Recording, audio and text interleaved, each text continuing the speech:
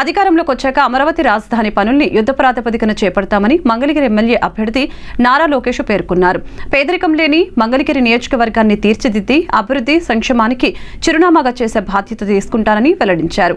తనను ఆశీర్వదించి భారీ మెజారిటీతో గెలిపించవలసిందిగా లోకేష్ విజ్ఞప్తి చేశారు. ఎన్నికల ప్రచారంలో భాగంగా మంగళగిరి నియోజకవర్గం కృష్ణాయపాలెం వాసులతో మంగళగిరి ఎమ్మెల్యే అభ్యర్థి నారా లోకేష్ సమావేశమయ్యారు.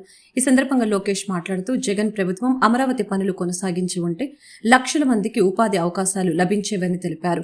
2014లో జగన్ అసెంబ్లీలో విద్వేషాలు పెంచడం ఇష్టం లేదు, అమరావతికి సంపూర్ణ మద్దతు తెలుపుతున్నానని చెప్పారని గుర్తు చేశారు.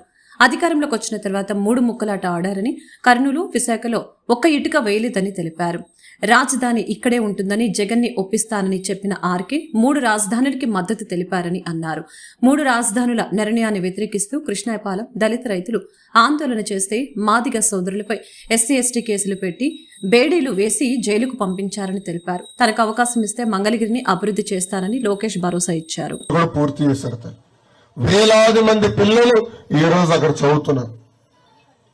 అలాంటిది చంద్రబాబు నాయుడు గారు ఆనాడు మొదలుపెట్టిన పనులని కానీ కొంచెం ముందరికి సాగనిచ్చుంటే ఈ రోజు లక్షల మంది పనిచేసే పరిస్థితి. అందుకే అమరావతి పనులు మళ్ళీ తిరిగి ప్రారంభిస్తాం. అమ్మా, ఇంకో విషయం, నేను 3132 కిలోమీటర్ల పాదయాత్ర చేశా. ఆ పాదయాత్రలో ప్రజలు ఎదుర్కొన్న సమస్యల్ని నేరుగా తెలుసుకున్నా. అది తెలుసుకున్న తర్వాత చంద్రబాబు గారితో పవన్తో చర్చించి బాబు సూపర్ 6 మేనిఫెస్టో రూపొందించాం. వయసు కలిగిన మహిళలకి ప్రతి నెల 1500 రూపాయలు ఇస్తాం. అంటే చంద్రబాబు నాయుడు గారు ముఖ్యమంత్రి ఉన్నప్పుడు గ్యాస్ ధర 400 రూపాయలు, ఇప్పుడు అదే గ్యాస్ ధర 1200 రూపాయలు పెరిగింది.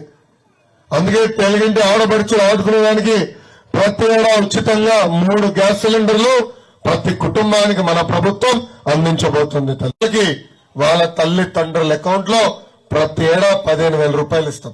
బస్సులో ఉచితంగా ప్రయాణించే హక్కు కూడా మన ప్రభుత్వం కల్పించబోతుందని ఈ సభాముఖ నేను హామీ ఇస్తున్నా. తల్లి ఈ రోజు వాడుకుంటున్నారు. 2019 అయిపోయింది. ప్రభుత్వ బాధ్యతల నుంచి వాలంటీర్లు దూరంగా ఉండాలని ఒక ఆర్డర్ ఇచ్చింది. 1వ తారీఖు వస్తుందని వాళ్ళు తెలుసు. దానివల్ల వృద్ధులందరూ లైన్ కట్టారు. 32 మంది రాష్ట్ర వ్యాప్తంగా చనిపోయారు. తల్లి ఖాయం. ఆ తాడిపల్లి కొంపలో శాశ్వతం ఉండటం ఖాయం.